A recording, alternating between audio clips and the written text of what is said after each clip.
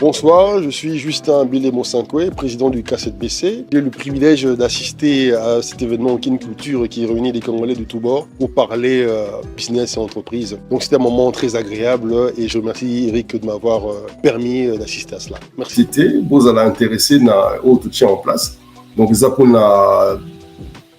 biso. Et je vous remercie pour le temps que vous accordez biso, surtout pour l'opportunité au Eric Kapessingaï pour m'adresser à vous. La communauté congolaise en particulier. Merci. On va terminer avec... On va tous regarder ce clip, ce spot de Aklaolo, ensemble. Voyance DC Aklaolo. En se référant à l'article d'Elisabeth Debourse du 13 janvier 2018, Paris Match, en RDC, la mort a un prix élevé. Le reportage de l'AFP relâche qu'à Kinshasa, en République démocratique du Congo, le dernier voyage d'un proche peut coûter très cher à la famille du défunt. Une véritable petite fortune, même dans ce pays où le salaire d'un employé de supermarché oscille entre 100 et 150 $ par mois, quand celui d'un fonctionnaire atteint les 200 $ seulement, soit 164 €. Et alors que la situation du pays, loin de s'améliorer, est tout simplement catastrophique sur le plan sanitaire, économique et social. Ils sont toujours plus nombreux à s'endetter pour rendre un dernier hommage à leur mort. Au total, l'ardoise pour enterrer le défunt représente en moyenne 2500 $ et peut même atteindre des montants plus élevés dans la capitale. Une somme démentielle en adéquation totale avec le pouvoir d'achat des Congolais. À Kinshasa, la mort est vécue avec d'autant plus d'appréhension par les familles que les enterrements coûtent cher. Après le deuil, c'est l'endettement qui guette. La mort est la dernière étape de la vie sur Terre qui est abordée différemment selon la culture, les traditions, la religion. Aujourd'hui, nous sommes plus de 7,6 milliards dans le monde. Chaque année, nous enregistrons plus de 140 millions de naissances et 57 millions de personnes qui décèdent, soit 7,5 décès sur 1000 individus.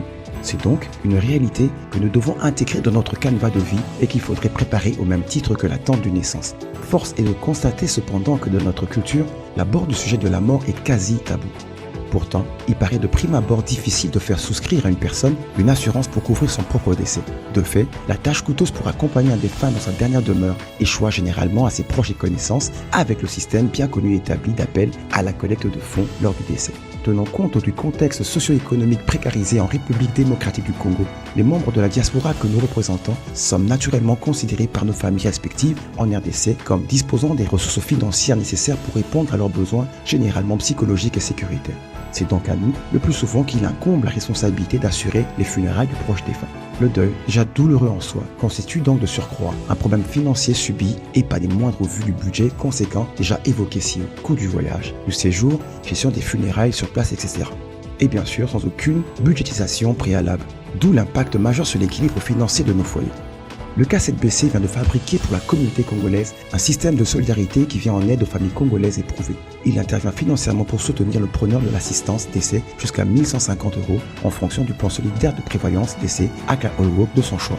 Pour savoir plus sur les différents plans Aklaolo, les conditions générales et particulières, veuillez nous contacter sur WhatsApp au +32 487 07 79 49 ou à l'adresse info@k7bc.com. Aklaolo, tu n'es pas seul. Je suis le président du K7BC, qui est le club d'affaires des entrepreneurs congolais et des Congolais en général.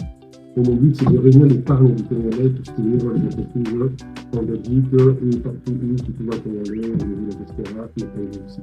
Donc, il y a financé déjà toutes ces entreprises pour un total de plus de 30 000 € déjà, en moins d'années. Donc, voilà. Donc, je fais appel à vous à adhérer au KCBC pour qu'on puisse avoir les moyens, parce qu'on peut avoir le plus beau projet du monde, mais si on n'a pas le moins de ces projets, on sera soit apporté ou bien il va mourir dans les projets.